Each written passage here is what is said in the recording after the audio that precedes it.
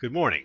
I'd like to speak to you about internships and scholarship opportunities, specifically how to graduate from college without debt. I want to see all of you graduate from college with zero debt. My name is Justin Treon. I'm an engineer with more than 20 years of experience. I specialize in proof of concept demonstrations and embedded Linux. I've been the hiring lead for multiple teams, including the team I'm currently on. I've led many teams and I've hired many interns and permanent hires, including interviewing for various other teams in the team I'm on, including project leads that would be even above me. Short disclaimer, presentation is targeted to students in the Elk Grove School District, specifically ones targeting computer science or other fields of engineering. Highly relevant to any student in Northern California. And please be aware that a lot of the pictures here are under copyright. Please don't use this presentation for commercial purposes. So this really comes down to affording school. The right school is the school you can afford. I want you to focus on this. So many people put emphasis on Ivy League, whatnot. You know, student loans are crippling families. They're keeping people from buying homes. They're keeping people from having kids. They're keeping people from living. You know, your goal should be to graduate from school without debt. That means you got to go to community college. That means you got to go to not your first choice school. So be it. You can still get a fine education everywhere. But I do want you to balance that with the fact that the more you spend, the less it will take you in school. Private schools often require less GE courses and fluff. Private schools often have accelerated programs. Stanford has a wonderful program to get your master's degree in 5 years. So again, you're not spending, if you go to state school, you'll have to spend 5 years just to get a degree in engineering. You go to Stanford, you graduate in 5 years with a master's. UOP, University Pacific, they have very interesting 4 and 5 year PhD programs for pharmacy and physical therapy, respectively. And you have to remember that attending community college will mean that you will add at least one semester, if not an additional year, to your college career. Things will not always transfer. You'll need to pick up extra courses when you get to the new school. It's not going to be a simple ride like they talk about. It's going to cost you time, and time is money. So when you look at this, where you go, what you do, you really have to look at the value add for each school. Is it really worth going there? The Brookings Institute has a wonderful webpage. I'd love to give a link here. You can probably find a link below in the show notes or in the handout. And it goes through and it looks at the value add that each school adds. Obviously, Stanford is going to have a 98 rating, but Cal Poly is a state school prices, but it has an 89 ROI. So it's still pretty good. And again, it used to be great education at state school prices. So go ahead and look up some of these links, do your research, look at the schools you might want to go to and compare them.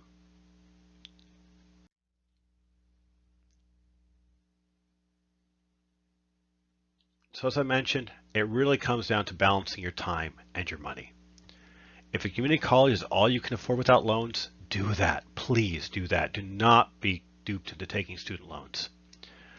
And remember, going to community college isn't free. Tuition's free. You're still going to have to pay a little bit for books. They'll be cheaper at the community college, but you still have to pay for your room and board. And those years you spend doing that, those years you could be earning income. Those are years that your family might be paying for you. Those years that you're having to pay for. So even though they talk about tuition being free at community college, it's not really free. It costs you time, and it does cost you money.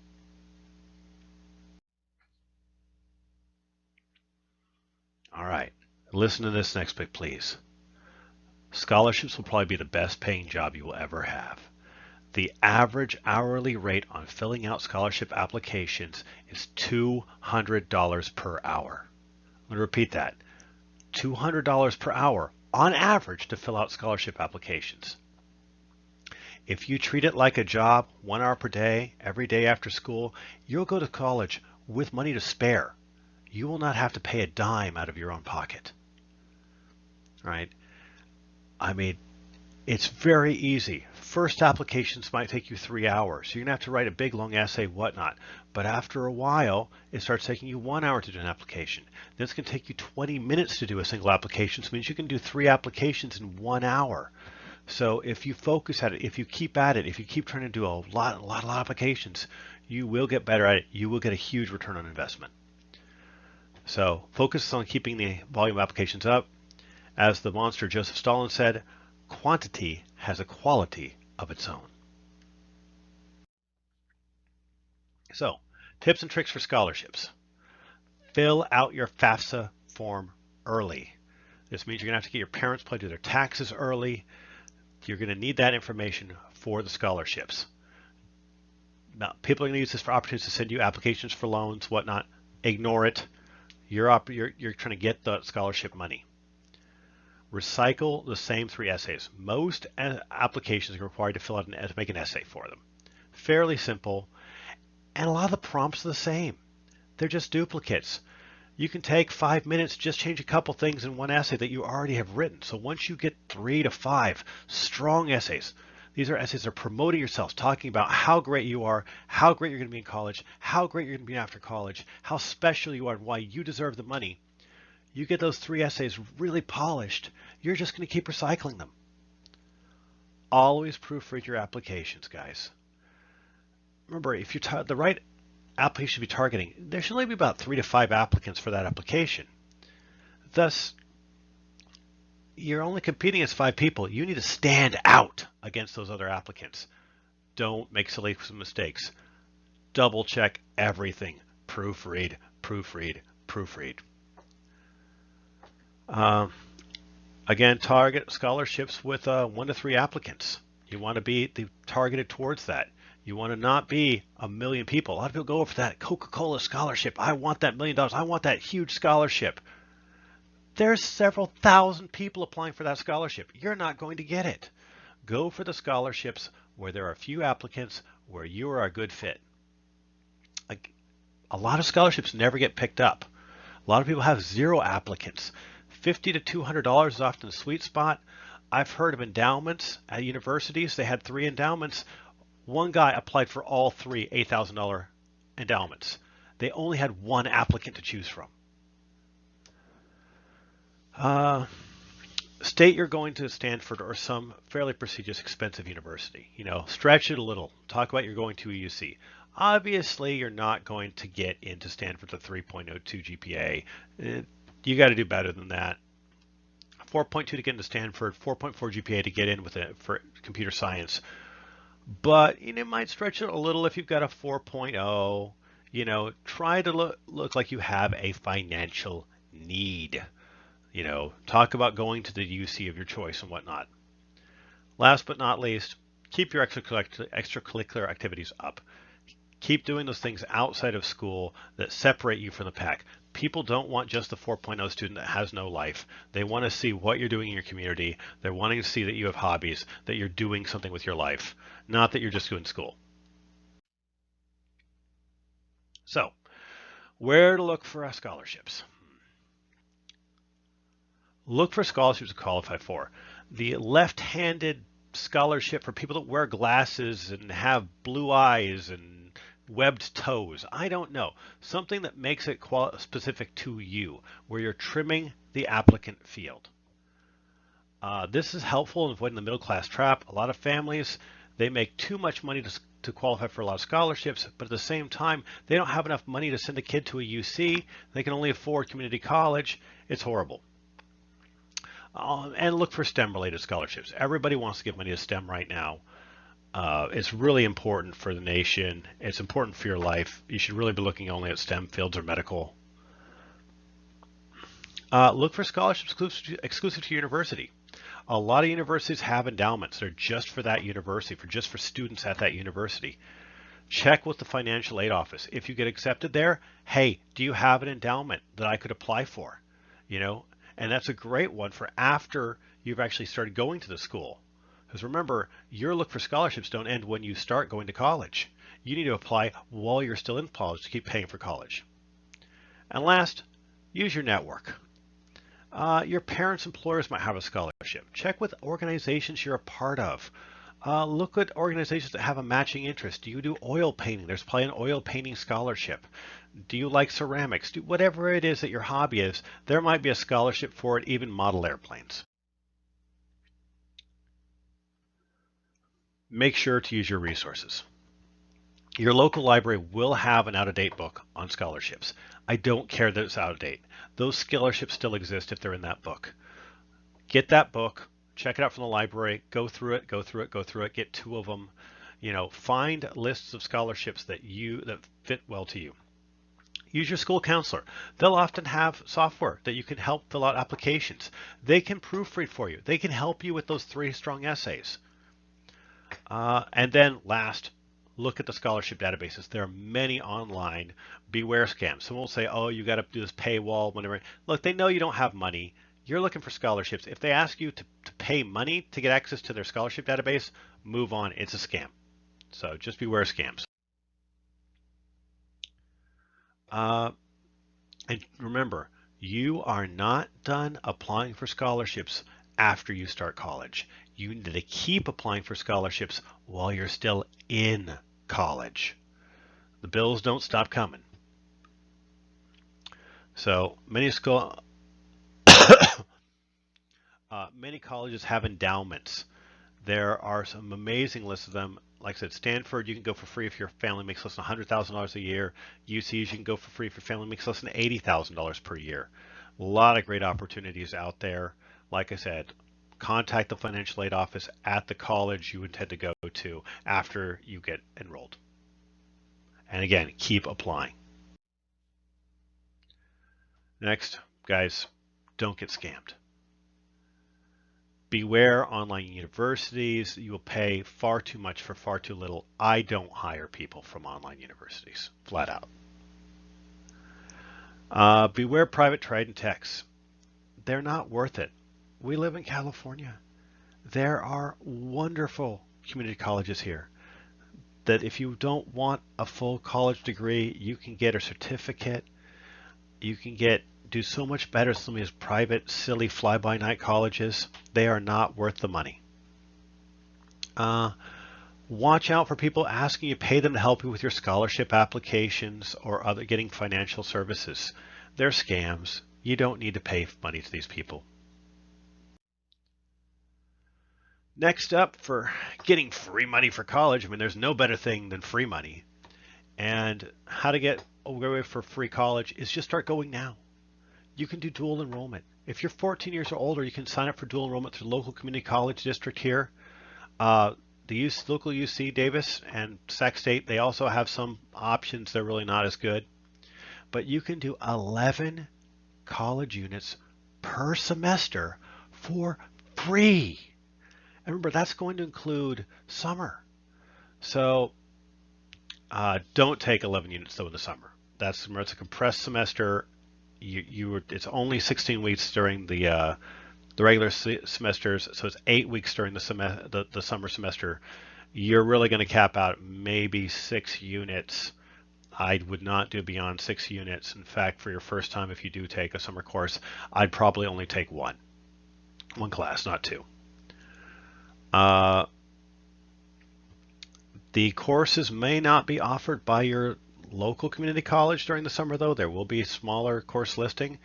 Obviously, if you're at something like Laguna High School, yeah, Cosumnes River College is just up the road, but they're not going to have a lot of summer courses. But you can take the light rail right on up to Sac City College, and they will have a plethora of summer courses. Remember, you do need to fill out the paperwork. If they say it's going to cost you money, maybe for textbooks, that's it. And a lot of the local community colleges are great at keeping the textbooks cost low or free with online textbooks. So start your paperwork early. When you go to district office, they're going to fight you on this. They're going to say it's too late, it's too whatever. Push on. They're going to fight you. They don't want to give away the money that would go to the colleges. Keep pushing. Do not take no for an answer. Get your paperwork done. Get your paperwork submitted. So You can take some courses at Sac State or at UC Davis. At Sac State, they call it Open University. At UC Davis, they call it Open Campus. Will allow you to take a limited number of classes. They're going to be credit, no credit, typically. They're typically not free. I have seen programs where they were through the ACES program that doesn't exist anymore. You basically want to talk to the Open University office. So it's going to be really limited to the number of courses you could take, period, but give it a shot. They're really not going to want to give you courses that you can take through your local school. It's basically if your school doesn't offer things like calculus, you can take calculus at the university. What I'd really like you to focus on right now is the summer courses. Your summers are open. The schedules align very well between the local community colleges here in the Sacramento region and the Elk Grove or San Juan Unified School District, Sac City School District. So you can take a summer course. Best summer course you can start off with, basically hopefully between your sophomore and junior year, is Introduction to Computer Information Science. This is basically the same thing as the AP Computer Science Principles class. It's a great option if for some reason you can't take AP Computer Science or Principles. And it's a great prerequisite before taking Programming 1. Strictly speaking, some colleges will kind of request this, but frankly, you don't need to take anything before Programming 1. But back when I took Programming 1 in college, it was a 50% fail rate in the class because they didn't have something like Computer Science Principles. So if you take that and you pass that between your junior and senior year, I'd love to see all of you taking Programming 1. It is offered over the summer between Sac City and American River, just to make sure that the course is not taught in Java. I cannot stress this enough. You want it taught in C would be ideal, C++ if not, but don't take it in Java, which is the primary reason I don't recommend you go to one of the other schools around here and take AP Computer Science, because AP Computer Science A is taught in Java and it's not a good base. You don't want to do that. And as always, every time you take one course at the local community college, I always recommend you take a fitness class over the summer. Add a fitness course to that, yoga, high intensity conditioning, whatever, maybe something that interests you. Again, Programming 1, I really recommend that you take a AP Computer Science Principles class or an Introduction to Computer Science course before taking Programming 1. You can take it, like I said, at the local community college after your junior year over that summer. American River College has the best program in the region, in my opinion, but Sac State, you could take it through Sac City. They have very proud of their program over there. Sac State's term overlaps just slightly with the local high schools. So if you try to take it there, you're going to miss a couple days of school from your semester, maybe one, maybe two. So do be aware if you take computer science over the summer at Sac State, and they probably aren't offering it. Again, make sure it's not taught in Java. I can't stress this enough. C is best. C# is the second best choice. C++ is good. That's basically what all of Los Rios Community College District is doing right now. Stanford is looking at starting to do Programming 1 in Python. That's what I believe they're doing right now. I'm not sure I'd recommend that. I like it for Introduction to Computer Science. Check the local bookstore. See when they offer the course, see what the textbook is. That will tell you what language it's in. You want to pick the one that's going to have the course that's going to have the best textbook. Other good things you could do with dual enrollment: night courses. You can take guitar, take piano, take ballroom dancing, take something like art like 3D modeling or drafting. I've done this. I took 3D modeling. I wish I'd taken drafting. If you're more of a technical person, you want to do welding, modern making, basically a maker class. Jewelry making is offered at some of the schools. We have great jewelry making regionally. at the local community college. You could take a history class, a speech class, something that interests you. Just don't do anything too hard that'll wreck your GPA. And remember, those courses are going to be transferable to college. Those will carry with you. Now, I like to pause here in the video. If you're doing this in a in a high school classroom, stop here, do the second half another day. It can be a bit much. I recommend breaking this up. If you're on YouTube, if you can stop here or you can keep going. So let's talk about internships, my true area of expertise. So after you graduate from high school, you should either be taking courses immediately or intern. Don't waste your summer. You need to make use of that time. Graduating early is good by taking summer courses, but finding out if you really want to do computer science for the rest of your life might be a better option, or any other courses that would hit what you're interested in doing for the rest of your life. So I really, really strongly encourage you to take that summer for an internship when you graduate from high school. It is a very good opportunity. It is possible to intern between your junior and your senior year. It is really hard to get the internships at that point. You basically have to know somebody. We are really looking for people who've graduated from high school with Programming 1 or some other engineering background that would be useful. You want to target the big national labs and the really large corporations. Otherwise, there are other types of internships, because you've got your college internships, which you can use for state and federal agencies, laboratories, large and small corporations. In general, though, internships will close between November 15th and February 15th. The vast majority, I can stress, the vast majority of internships for summer close January 15th. You need to apply before January 15th. So let's talk more about graduate high school internships. Again, these is after you finish your senior year of high school, before you start college. All national labs have internships, even the Canadian ones. Housing is not provided for high school interns. The college internships at the national labs, it is provided. You might be able to get into a virtual internship. Some of the internships went virtual with COVID. And you really want to be a U.S. citizen or green card holder.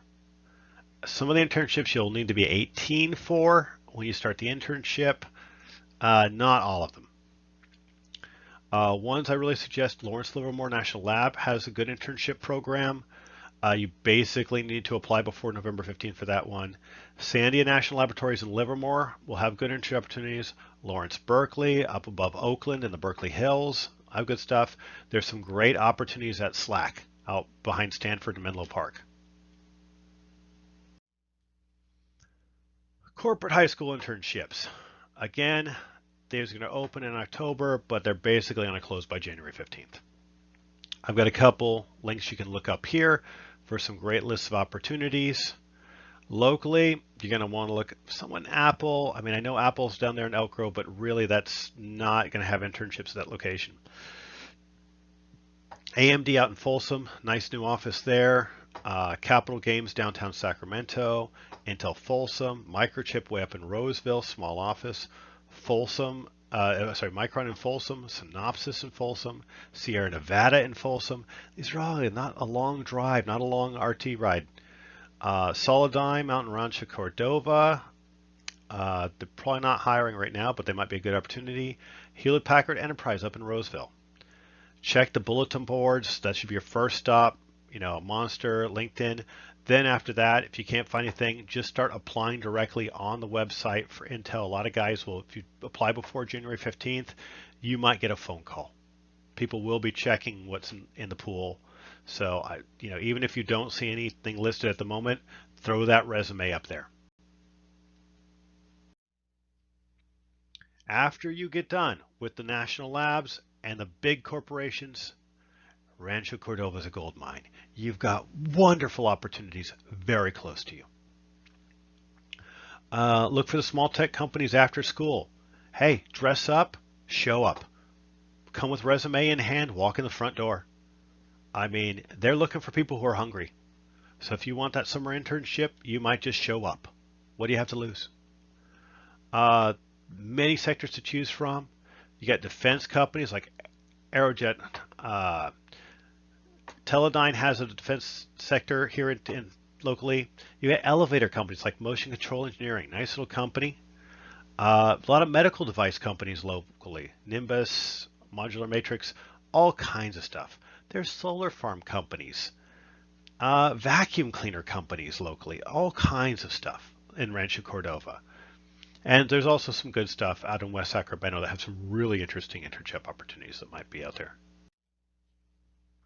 Now, not all of you are looking to go to computer science. Just want to, there's a lot of great medical internship opportunities out there. Here's a couple I just listed off for the fun of it. Stanford Institute has a wonderful research program. You can be 16 years old for that one. The Joint Bioenergy Institute summer program, you can be 15 plus for that one, but they were really looking for low-income people out in Alameda, Contra Costa, or San Francisco County. If you have a family member out there, you might be able to finagle still to get in the program for the summer. So, a lot of great opportunities. Now, after that high school internship, so that window goes by. When you're actually in college, after the first 2 years, companies are looking for you to intern. They want that top talent. They want you to get a foot in the door early. They will hunt for you. So you can do research assistants on campus. Start that one freshman year. It's not very easy to become a research assistant in the sciences. You can intern for a national lab between your sophomore and junior year. It's a great place to start. You can get some wonderful opportunities. It's the easiest internship to get, basically. They do want you to basically finish your sophomore year. And next up, you can intern for companies. Really, we're looking for people who basically have finished their junior year, but you can get internships after sophomore year. If you work hard and you push it and you've taken the right coursework, you can easily get an internship after sophomore year, but it's a lot easier after junior year. That's what I'm looking for, those kids who finished the junior year already. Again, government programs, easiest internship for you to get for over the summer. Housing and transportation provided. I have wonderful memories of going off to Thomas Jefferson National Accelerator Facility over in Virginia. I've interned at Argonne National Labs out by Chicago. So one of the best programs is the SULI program, Science Undergraduate Laboratory Internship. So basically this is at all national non-weapon laboratories. You got to apply before January 10th. You're going to need 2 letters of recommendation. Again, this is not for high schoolers, this is for college students. There's the community college internship program. This one's wonderful because all you have to do is finish your freshman year. You finish 1 year of college, you get to do this one. Wonderful opportunity for the summer, but they also do during the semester instead. If you do what would normally be 1 year spring or fall semesters, you can go out to the universities, out to the laboratories. There's also the WISE internship program, Washington Internship for Students of Engineering. Again, very similar programs.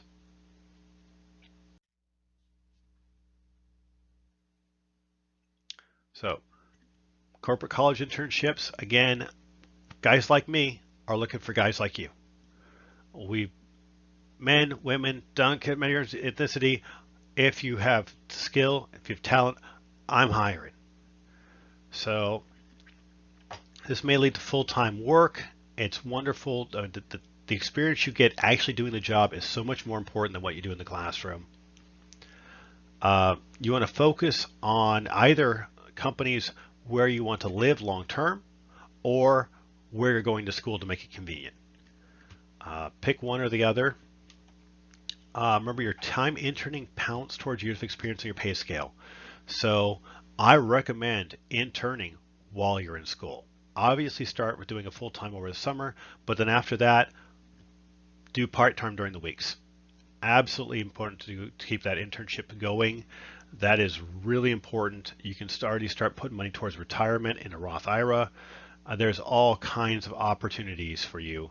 Please, please, please go out and intern. It will, like I said, if you can pay for the first 2 years of college, you can intern for all the rest of it. Delay your graduation if you have to. There's just wonderful opportunities out there. So in closing, again, I want to see all of you going to college without having to pay for money out of your own, without going to debt. You might have to pay a lot out of your own pocket, but don't go into debt. I'll provide links either in the YouTube comments below or in the handouts provided if I'm in the classroom with you. Feel free to ask questions.